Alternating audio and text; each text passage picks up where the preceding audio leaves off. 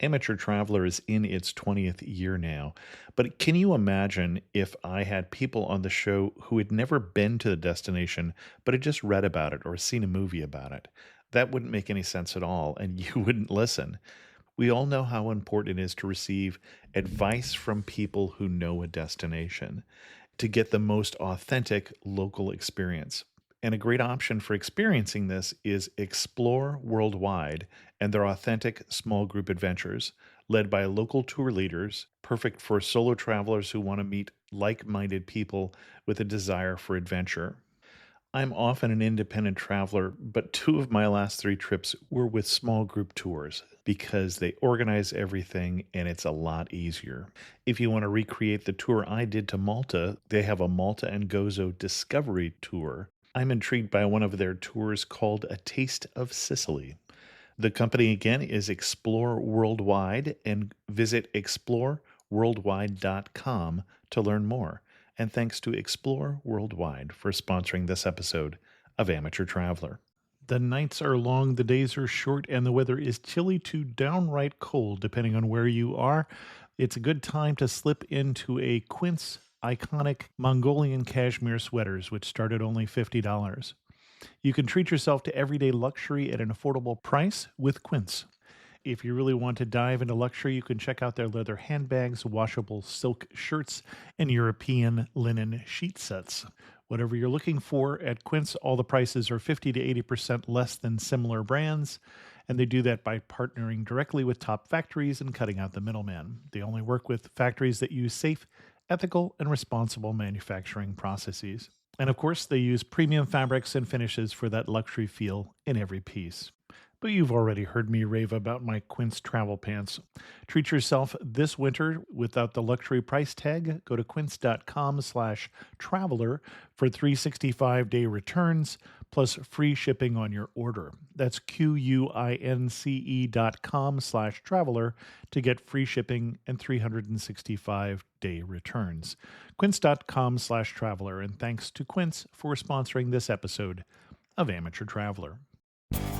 Got my bags packed, I'm on a roll. I'm heading out there and I'm ready to go. I'm looking real good in my passport photo. Oh, no. Amateur Traveler, episode 569. Today, the Amateur Traveler talks about beaches and gigantic waterfalls, freshwater dolphins, and favelas as we go to Brazil.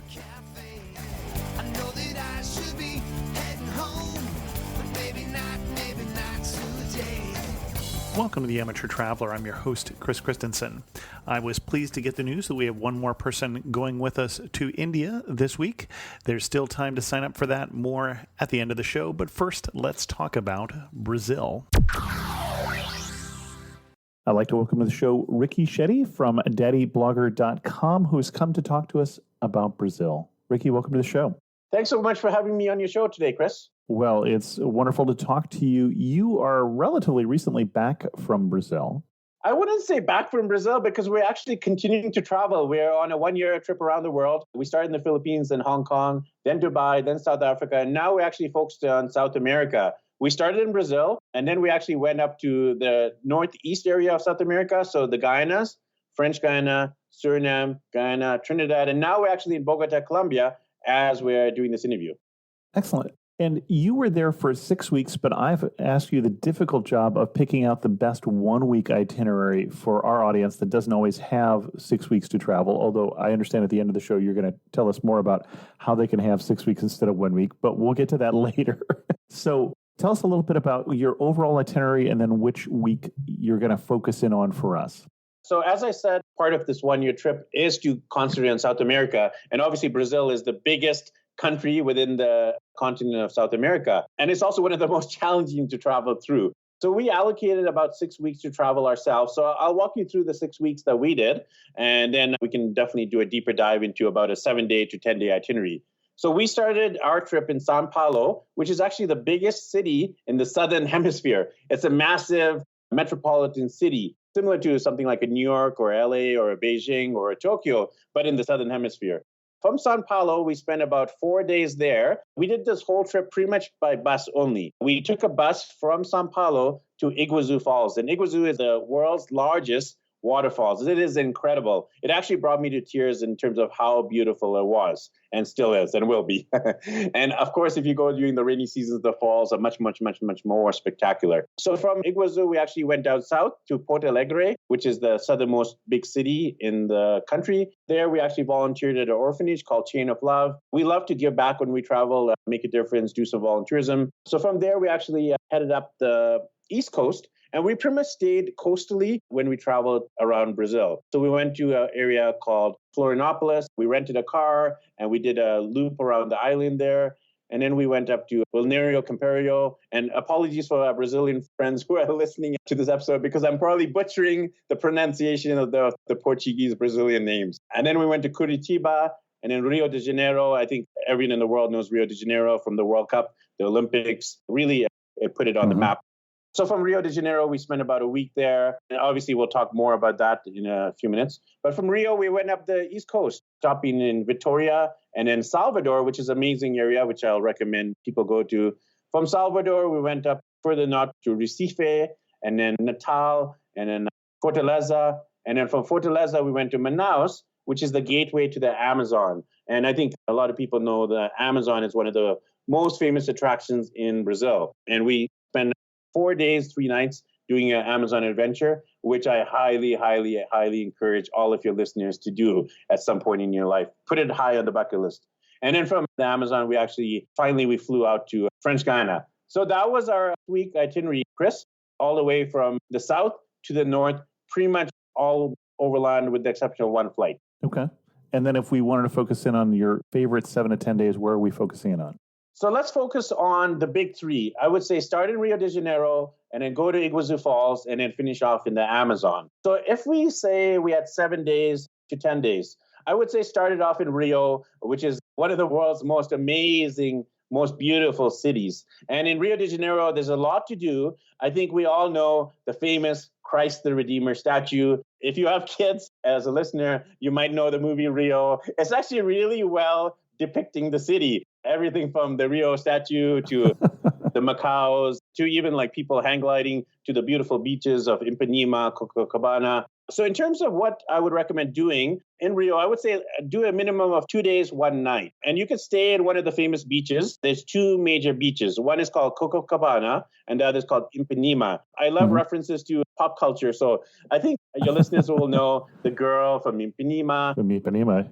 Yes. She goes walking, as I understand. She goes walking to the beach. And it was actually based on a real girl who used to walk every day from her home to the beach, to sunbathe, to relax, to play in the sand, to swim, etc. And these 2 guys would sit in the cafe and stare her down, and then they would actually start writing about her. Now she's actually become world famous. She has a book. She's been in several different media just because of this song. And you can actually go to the cafe where they wrote the songs. Oh, that's funny. What is the cafe that it was written in? Yes, it's called The Girl from Ipanema. Okay, cafe now. Not originally the name of it. Okay, yeah. Now it's called The Girl from Ipanema Cafe, and it's about a block from Ipanema Beach. So it's very easy to go as a tourist. They definitely have tourist prices. So it's not a typical local place anymore. Now it's very tourist driven. They sell like Ipanema shirts and the lyrics, and they have a lot of articles about that girl, etc. So definitely check out Ipanema Beach. What you can do is actually rent a bicycle and go from Ipanema Beach to Copacabana Beach. You can go by bicycle, or you can actually walk, or you can take a local bus or taxi. It's only about a 15 to 20 minute walk between the 2 amazing beaches. So we actually rented a bicycle. I'm actually traveling with my wife and 3 young kids. Our daughter is 5, our son is 3, and a younger son is 1. And what we did is my wife hung out with the 2 kids, and I actually took my daughter on a bike ride to the other beach, and then we switched. I hung out with the baby and then my daughter, and then my wife took our son on the bike ride. So I highly recommend doing something like a bike ride, doing some walking, really enjoying the beach culture of Rio de Janeiro. Obviously, make your way up to Christ the Redeemer. There's 3 ways to get up to Christ the Redeemer, Chris. The first way is to walk, to hike it up. And obviously, because we have young kids, we did not do that option. That seems like that would be a fairly steep hike. It is a steep hike. That's why we did not choose that option. It is actually the cheapest option. And also, if you like athletics and if you like fitness and if you like hiking and trekking, you can do that option. The second option is just to take a bus or a taxi up there or a private car if you end up renting one. That option isn't that great as well. The best option I would recommend is to actually take the tram. The tram goes through the forest, up the mountain, and ends up pretty much right at the top. You do have to take a couple of staircases up. There's actually an escalator. So for people who maybe are a little bit more impaired in terms of mobility, they can actually take an elevator or escalator from the tram stop to the actual Christ the Redeemer. So some tips about Christ the Redeemer. I would say go early in the morning. It's high up on a mountain, and guess what happens? The clouds start coming in. And you do not want to have a picture with Christ with clouds in the background, because the statue is white and so are clouds. So it actually doesn't make a very good picture with clouds in the background of Christ's head. So you want to have a beautiful blue backdrop, and then you in the middle. You can actually do selfies, obviously, with you or with your outstretched hands, posing like you're Jesus. Or you can actually lie down on the ground, and there's actually mats where Christ the Redeemer is, and you can lie down on these mats and then take a great picture. You can just kind of visualize it. You lying down and you taking a picture upwards, and you get a great picture. And it's one of the most famous monuments in the world. So definitely get yourself a picture of Christ the Redeemer. A couple of questions about Rio. I know you have a couple of things to do there. You said something about if you choose to rent a car. I'm guessing that renting a car in Rio is a bad idea and that you don't recommend it. Correct, Chris. I don't actually recommend renting the car in Rio de Janeiro itself because they actually have a pretty good public transport. They have a metro, they have a bus system, taxis are fairly cheap. So you don't actually need a car in Rio. I would recommend renting a car if you're traveling around some of the other areas of Brazil. Like I mentioned earlier, we rented a car in Florianopolis, which is an island. And in that place, they don't have good public transport. And it made sense to rent a car to circle the island there. But in Rio, you don't need one. I mean, if you really wanted to, you could.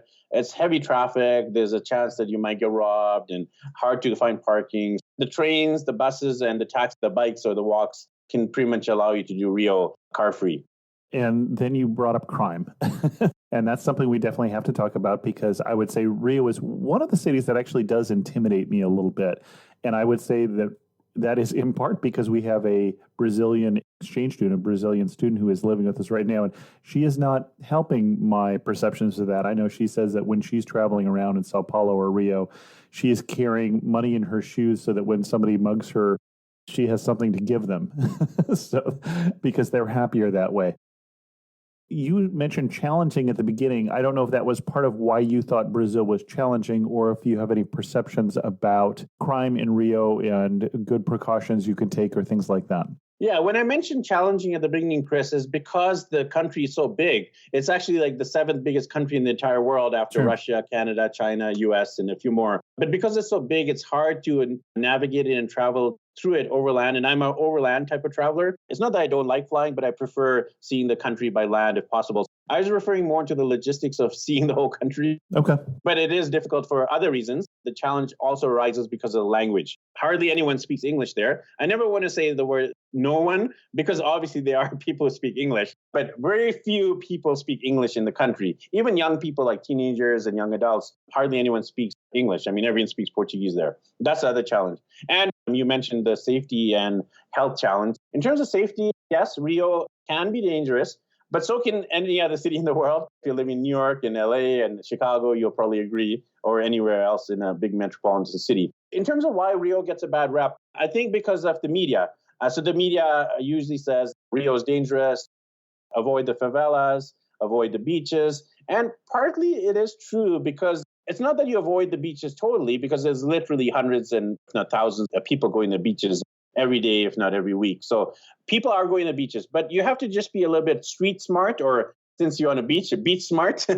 How do you be beach smart? You don't walk around with a map, a big camera, jewelry. You try not to speak loudly in English. You try not to draw attention to yourself. So try to fit in as much as you can with the locals by maybe not walking around with a map, just having your map on your phone. And also not even pulling out your phone as much as you need to. There's a saying that if you need to use your phone, use it in a shop or a cafe. Don't just pull out your phone on the beach itself, because someone might actually bike past you, grab your phone, and boom, goodbye iPhone, goodbye Samsung phone. There's also favela boys and maybe some favela girls who actually hang out looking to steal stuff from tourists. So what the locals do is they actually bury their stuff in the sand and then they put their beach blanket over it. That way, at least it's out of sight and therefore out of mind of potential robbers and thieves. Also avoid the beach area at night because that's when the bad guys or the potential thieves will come out and be more active. So avoid the beach at night. Don't walk around with expensive stuff and you'll be good to go. I mean, people do get stuff stolen. And if you do, give it to them. If you do get approached, don't make a big deal about it. Don't say no, just give it them. And I love the idea about your homestay students saying they carry money in multiple places because you can carry money in a money belt, in your pockets, in your shoes. And then when someone robs you, then you could probably just give them the lowest amount of money you have in the place where they think the money is. But you have backup money in other places. So that's a great tip. So hopefully that helps to be more safe when you're traveling in Rio. The other thing I would say is, as a traveler class, we tend to gloss over a little bit in terms of, well, you could be in dangerous parts in other cities. But Rio as a city has had problems. Rio does have more violent crime than New York, for instance, especially per capita. So it's definitely a place to make sure you have your wits about you. Although I think you're right that as a tourist, your biggest risk is just having stuff stolen. And I know the beach is one place that I've definitely heard, just don't bring a lot to the beach. You're certainly not bringing a big bathing suit if you're trying to fit in, so you're not going to have a lot of pockets to fit things in. It's just good to be aware that there is crime. And in Rio, my impression is, from what I understand, that you're less likely to be pickpocketed and a little more likely to be robbed. And so just a better idea, all your suggestions of just don't make yourself a target is good. I think you had one more thing at least that you want to talk about in terms of doing in Rio? Yeah, so I've already talked about Christ the Redeemer, Sugarloaf Mountain, and the beaches. And you can pretty much do all three in a day. If you plan well, you can actually try to check out a football game or soccer game. I mean, Brazil is obviously world famous for soccer. It's almost like a religion there. And they have a world famous stadium called Maracanã Stadium. So we actually ended up watching a local soccer game. I never know what to call it, soccer or football. For the sake of the American audience, I'll call it soccer. And for the sake of our South American friends and elsewhere in the world, I'll call it football. But anyway, we watched a football game, and it was incredible to be in the heart of a Brazilian soccer game. And it was amazing. So highly recommend checking out a soccer/football game. The other big thing I would recommend doing, Chris, is to check out a favela. So a favela is basically a slum. And the media, again, gives an incorrect perception of what a favela is. It is actually just a little town with poorer people living there, and they pretty much can do everything they need to do as you would in any town or city in the world.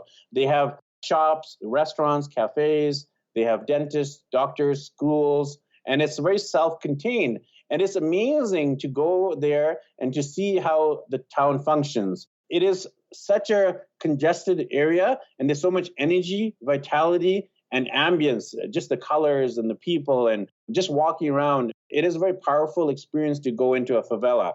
So I would highly recommend doing a favela tour. I wouldn't recommend just walking in there and seeing what happens because you might walk to the more dangerous area, like the gangster area, or maybe an area where you shouldn't. Do a favela tour, and there's a lot of favela tours available. We actually ended up doing a favela homestay, which was even more amazing because we got to stay with the local family. The mom cooked dinner for us, and then the sons did a walking tour on the favela with us.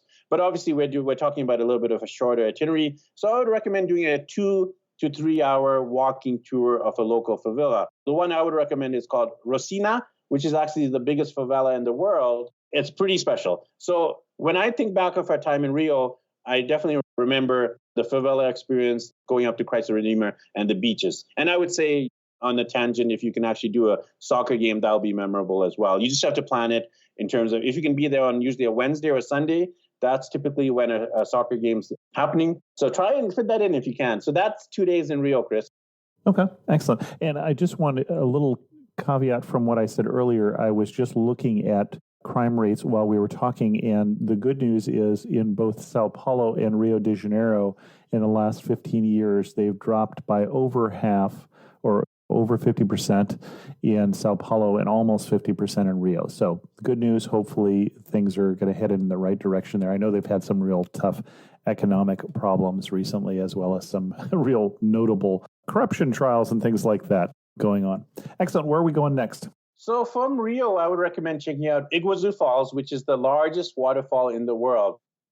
It might not be the most famous. When we think of famous waterfalls, we usually think of Niagara Falls, which is kind of straddles Canada, the US. Mhm. We think of Victoria Falls, which is in Southern Africa. And we might think of Angel Falls, which is actually the highest waterfalls in the world in Venezuela. Mhm. But in terms of biggest or largest or the most amount of water flow, it's actually Iguazu. And it is an incredible sight to behold. It is situated at the border between Argentina and Brazil. You can fly very easily from pretty much any major city in Brazil. Since we are talking about Rio to Iguazu, there are multiple flights per day. And you can go there and spend a night close to the waterfalls. The town is about 15 to 20 minutes from Iguazu, and it's called Foz do Iguazu. But Iguazu is incredible for so many reasons, and there's many different ways to visit it. You can do a tour. You can kind of do it self-guided in terms of just taking a taxi to get to the falls, and then you just walk around on your own at your own time, enjoying the waterfalls for as little or as long as you want, and you're not limited by the tour timing. So we did it self-guided. But the other cool thing we did is we actually took a boat trip. And with the boat trip, it's pretty amazing because you can actually go underneath the waterfalls and get absolutely soaked.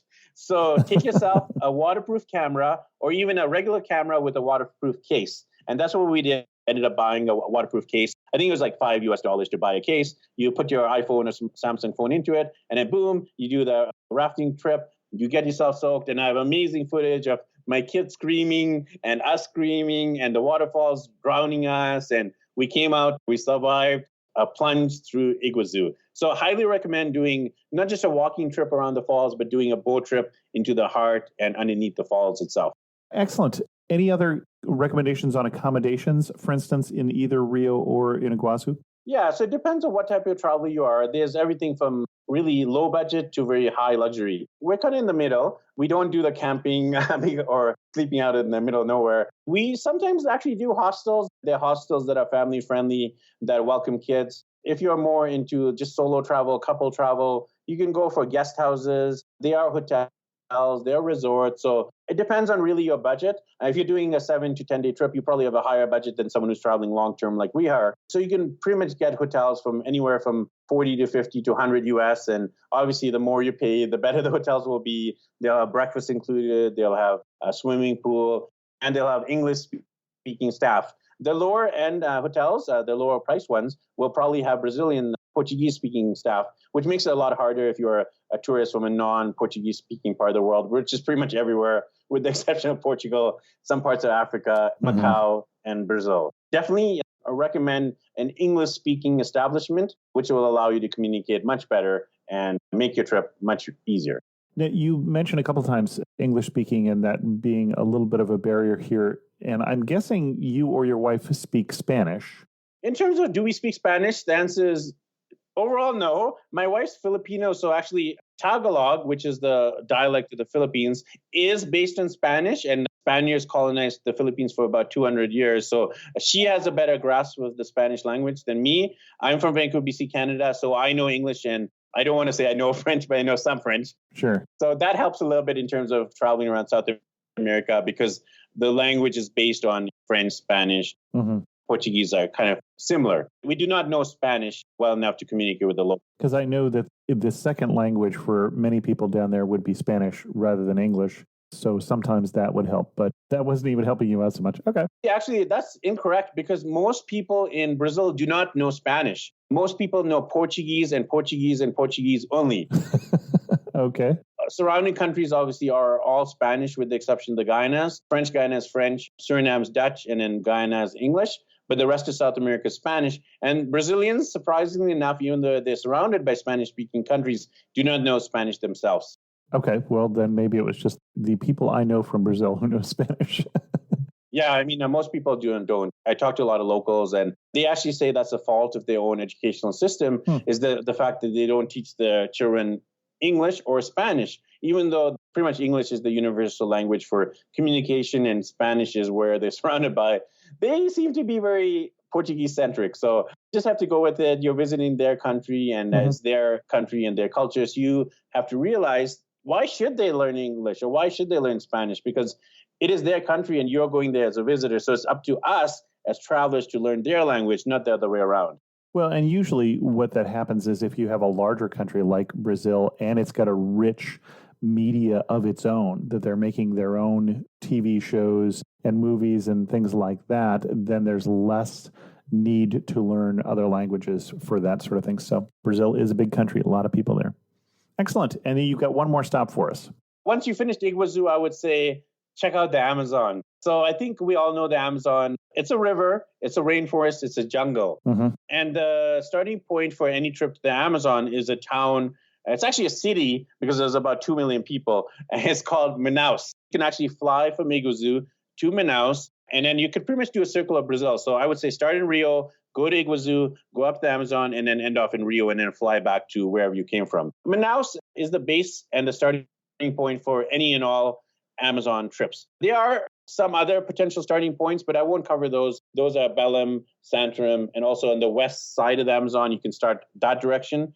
But Manaus is pretty much the hub, so most people do their trips from Manaus. So what you can do is everything from a 1-day trip, a 2-day trip, a 3-day trip, a 4-day trip. So early in the interview, I mentioned we did a 4-day, 3-night overnight stay, and I'll just walk you through how we did it, and then I'll walk you through how you can do it for a smaller, shorter itinerary. We did 4 days, 3 nights. The first night was in a jungle lodge.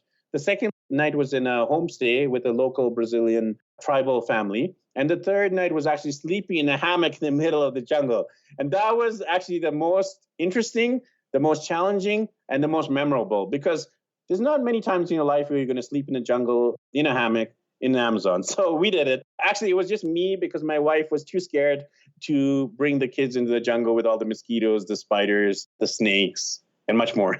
We did the first 2 nights together, and then I rebelliously did the jungle trip, and my wife stayed in the jungle lodge. I got bitten by mosquitoes. You actually do have mosquito nets, etc. In terms of if you're doing a shorter itinerary, the 7 to 10 day one we're talking about, I would say do 2 days, 1 night in the Amazon, because you don't want to just stay in the city and then go to the Amazon, come back, because you don't really get a feel of the Amazon. And the Amazon really comes alive at night with the sound of the frogs, the monkeys, the crickets, all the different animals, and just the ecosystem really comes alive to a much more different degree than it happens in the daytime.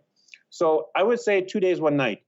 Typically, an Amazon trip will include a few things. There's something called the meeting of the waters, where the Amazon River meets another Brazilian river. And there's actually 2 colors of the water for about 5 kilometers, a brownish color and a blackish color. And it's really phenomenal to see 2 different colors of water in the same river. So that's called the meeting of the waters. That's pretty cool. There's another thing you can do is swimming with the dolphins. And the dolphins are not oceanic dolphins. They are actually river dolphins. They somehow got trapped in the river through some ecological, historical occurrence. And these dolphins have actually become river dolphins. And I had never actually seen a river dolphin ever in my life. I'd seen plenty of ocean ones. And it was really cool to see these river dolphins. They're actually not gray. They're pinkish. So you actually can swim with the pink dolphins, which is an amazing experience. There's a local trainer who has some fish. So they kind of bribe the dolphins to come, and then they feed them some fish, and then all the tourists can take pictures. So it's kind of like tacky tourism. I apologize to my dolphin-loving friends who maybe are against that kind of activity, but your choice there, whether you want to take part in that activity or not. We like doing that because we're supporting local economy. It allows our kids to interact with the dolphins and to learn about dolphins doing something else than just visiting a typical aquarium. So we did the dolphin swimming. Also, you can visit a local Amazon tribe. Again, it's a little bit of a tourist trap. I struggle with this, Chris, because I'm more of a traveler than a tourist. But sometimes as a traveler, travelers do become tourists. And we became tourists to do the typical Amazon village experience, which is a singing and dancing. The Amazon people are dressed up in the costumes. You take pictures with them. And it's a cool experience, but it is a very touristy one. You can actually get into the heart of the Amazon. You can visit local tribes, or you can do the typical touristy thing, which is seeing a song and dance show, pink dolphin swimming, and then doing an Amazon canoe trip. When you get to Manaus, you'll be able to organize a trip and kind of pick what's of most interest to you. So that in a nutshell is the Amazon experience. Highly recommend sleeping overnight in the jungle itself. Now, just as contrast to talking about being a tourist, and of course the lines between what's a traveler and what's a tourist is different for everybody, and we understand that. But you also you mentioned some voluntourism, which is outside of this itinerary that you're recommending. Were there opportunities like that in this area that you saw? I know you did volunteerism, I think, somewhere else in Brazil. Yeah, there's always volunteer opportunities everywhere you go. Some of them are self-created and others are more organized before you go. Some are paid, some are free. So volunteerism is a big passion of mine. I don't like to do the paid volunteer trips. It kind of feels weird to be paying to volunteer. So I'm not a big fan of that model. I'm a fan of more organizing my own volunteer trips. So we worked with a company called SOS Children's Village. They're based out of Austria in Europe, and they have villages around the world in 100 plus countries. So we've been working with them during this Daddy Blogger World Tour, visiting different orphanages, fundraising through our site, and also teaching English and just connecting with the kids and teaching them about our country and our culture. And it also allows our kids to connect with the local kids. So we did a lot of volunteerism not a lot, but we did some volunteerism in Brazil, in the south and also in the north. So actually, funnily enough, you mentioned that when we were in Manaus, we celebrated our daughter's 5th birthday in Manaus, and we actually did it in the orphanage. We had a big birthday party. Our daughter actually loved it. I mean, she has such fond memories of her 5th birthday, as opposed to just being in a hotel room and celebrating with just our family. She got to celebrate with local kids. So in terms of if you want to organize something like a volunteerism trip, first figure out what is your area of passion. Is it people? Is it kids? Is it orphans? Is it animals? Is it the environment? Once you decide on what your area of passion is, then you can pretty much go to our good friend Google and then ask Google volunteer opportunities in Rio, volunteer opportunities in Sao Paulo, in Salvador, or any city you end up going to. And you can pretty much find a volunteer opportunity in the city. You just email them and saying, hey, we're coming on a short trip. We only have a day or half a day. Can we come in and teach English? Can we come in and do some arts and crafts? Can we come out and help in any way possible? And they'll respond saying yes, no, maybe. And then you go from there. That's what I would recommend to doing a volunteer trip that's more self-organized. Okay. And then getting back to the Amazon, while you were in the Amazon area, did you get to some of the national parks? Or are you mostly in the Manaus area, the immediate area around there? We stuck to the Amazon trip because there's a lot to do just with the Amazon adventures in itself. Like I said, we did 4 days, 3 nights, and we left.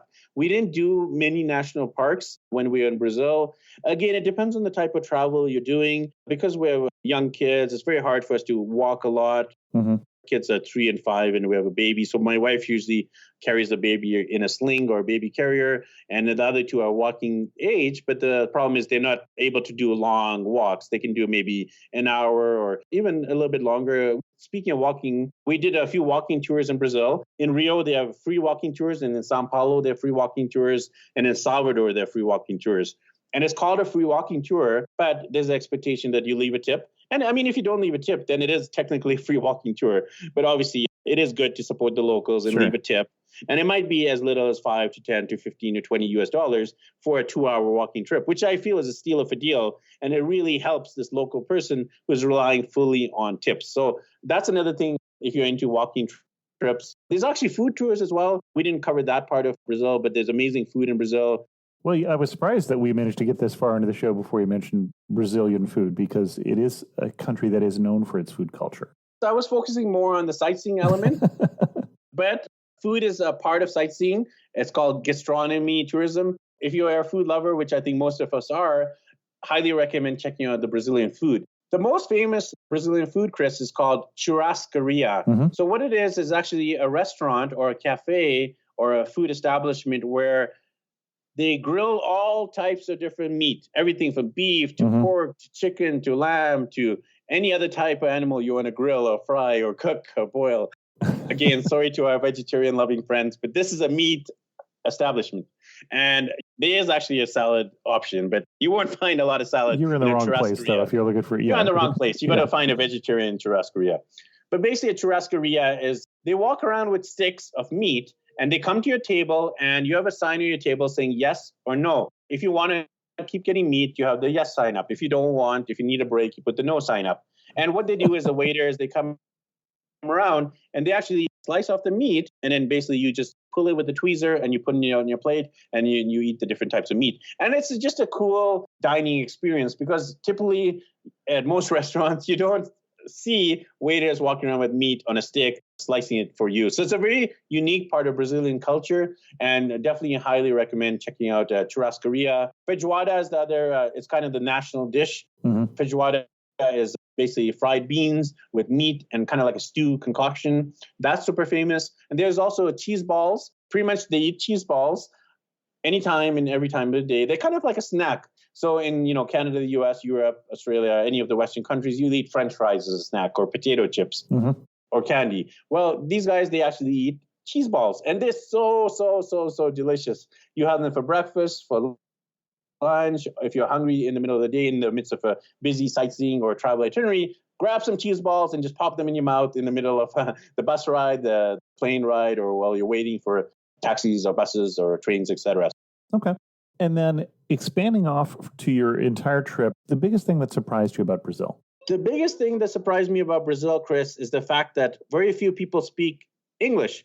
Most of the Brazilians that I met overseas, I used to live in Sydney, Australia, and I'm from Vancouver. And there are a lot of Brazilians who come there, and most of them speak English with the accent. They're probably like maybe intermediate level, or some of them are advanced, and even some are beginner. Problem when you go to Brazil is the fact that so few people speak English, which is very, very, very difficult as a tourist. Talking about like hotels, taxis, restaurants, shopping, movie cinemas, pretty much everywhere, there's no English spoken. Even when we went to museums, expecting to learn about the museum and the history of Brazil, and all the writing was in Portuguese, which is obviously very tough as a tourist visiting a museum, expecting for you to be able to read English captions. So we found it very, very difficult. So what we ended up doing is to learn a few basic phrases, like the good mornings, the good afternoons, the good nights, the bon dias, exactly, the hellos, the thank yous, where's the washroom, where's the train station. So maybe about 20 or 30 useful phrases. I would recommend having Google Translate on your phone. You can actually get an app version, and that's offline. So you'll be able to translate offline without any internet or Wi-Fi signal. So that really helps. And also body language. At the end of the day, I think body language does a lot. People can understand when you're thirsty, you need to go to the washroom. Usually go to restaurants with pictures of food so you can actually know what you're ordering. If it's just script-based menu, then you're in trouble because you have no idea if you're ordering a weird dish or not. If you can learn the words for chicken, beef, pork, salad, drinks, tea, coffee, that would help. It is very hard to find English-speaking people. What I would recommend is trying to do that through things like meetup.com. There's always local meetups around the world, and based on your interest, you can do a local hike. You can do, I'm into Toastmasters, for example, public speaking. I'm actually Christian by faith, so you can visit a church if you're into religion. I think it's the biggest Catholic country in the entire world. Philippines, where my wife's from, is the biggest Catholic country in Asia. So when you're in Brazil, obviously there are a lot of Christians and Catholics. It's very hard to find an English-speaking church. That's a whole different story. But if you're into faith, then you can visit a local faith establishment. Just find a way to connect with locals. I'll share with you a tip of what I did. So on Facebook, I posted that I was going to Brazil as a status update. And I said, hey, everybody, we're heading to Brazil and we'd love to connect with some locals. If you know any local Brazilians who are living in Brazil, please tag them below. And within about 5 minutes, 10 minutes of posting the status update, I already got a few. Within a couple of days, I actually had 20 different recommendations. And we ended up meeting about 10 to 12 different local people. In all of these places I mentioned in the beginning of the interview, when we're traveling up the coast, we're able to meet locals in São Paulo, in Rio, in Salvador, in Natal, in Fortaleza, and even in Manaus. So we met a lot of local people who spoke English. So at the end of the day, travel isn't about the sightseeing, I feel. It is partially about the sightseeing. But at the end of the day, the things you remember most are the people. And we really have fond memories of our time in the orphanage in the South. We actually ended up, Chris, sponsoring a local Brazilian child. We pay a monthly fee towards that. And it's not just in Canada, we could have done the same thing. But here we actually know the child that we are sponsoring, and we interact him through WhatsApp and through Skype. We have regular calls with him, and we really feel like he's part of a family to some degree. So I really feel at the end of the day, travel is about the people. And if you can find ways to connect with people, you'll have a much, much, much, much better experience. We're running out of time, I'm afraid, here. So I'm going to get to my last questions. You're standing in the most beautiful spot. Where are you standing? What are you looking at? Iguazu Falls. Looking down at the falls, it's amazing. Cool. If you had to summarize Brazil in 3 words, what 3 words would you use? Amazing, spectacular, and challenging. Excellent. Where can people read more about your travels, Rakib? Yeah, I have a website called daddyblogger.com where we write about our family adventures. We'll be traveling around South America until December of this year. So we actually summarize Brazil as a blog post. You can check that one out. Chris will put those in the show notes. I actually teach people how to become digital nomads as well. That's my big passion, is to make money while traveling. So if you're interested in that part of travel, it's called digitalnomadmastery.com. I do private coaching. I have a weekly mastermind. I have Udemy courses. I have a podcast with 100 plus episodes, and I have an online summit annually. Okay. So if you want to do the longer trip because you want to be on the road longer, we'll go off to Ricky's site and check that out. Ricky, thanks so much for coming on the show. Again, our guest has been Ricky Shetty, and thanks for coming and sharing with us your love for Brazil. It's funny, Chris. I never thought I would do an interview about Brazil as an Indian Canadian traveling with a Filipino wife talking about Brazil. But here we are, completed an interview just focused on Brazil. So thanks for having me on the show, and happy travels to Brazil and beyond, everyone. In news of the community, I heard from Jeff, who wrote about the show that we did on the Seychelles. He said, just found you first with This Week in Travel, and now I picked up your podcasts. I listened to my first few driving across the Southern California desert today. I really enjoy your format and look forward to using your podcasts for future travel. I was raised in Saratoga before taking off for a 37-year career in parks. I retired last year as chief ranger at Joshua Tree National Park, so I'm always interested in national parks and World Heritage sites. I'm a member of the World Commission on Protected Areas. I've traveled the world since I was very young. Unfortunately, my wife picked up a strange illness in Africa, and now my travels are limited caring for her. On your recent Seychelles podcast, the Aldabra tortoises were mentioned. You might be interested in knowing Prison Island off Zanzibar has the rare Aldabra tortoise also. In 1919, 4 were given as a gift to Zanzibar. Now there are 125 on the island, with the oldest being 189 years old. Also had Thanksgiving on Zanzibar. It was wonderful. I listened to your Oman podcast. As you know, Zanzibar and Oman are culturally connected. What a wonderful place, and thanks for taking me back. And Jeff sent me a copy of his travel summary from his trip on U.S. government business to Oman. He says, I look forward to listening to more. If you ever need any help with parks, please let me know. Well, the great thing about Jeff's letter is it gives me a chance to thank Jeff for his service with the National Park Service. If you have not picked up on the fact that I'm a huge fan of the U.S. National Park Service and of the U.S. National Park System, then you have not been listening to this show for long, because it really is America's best idea. And I salute you, Jeff, and also all of your former colleagues with the National Park Service, because it is a really wonderful experience going to America's national parks. Remember, there's still openings for the trip to India in November of 2017. I hope you can join us. Again, I'm glad that we have one more person who signed up this week. It is, therefore, I can show you not too late. I hope you can join us.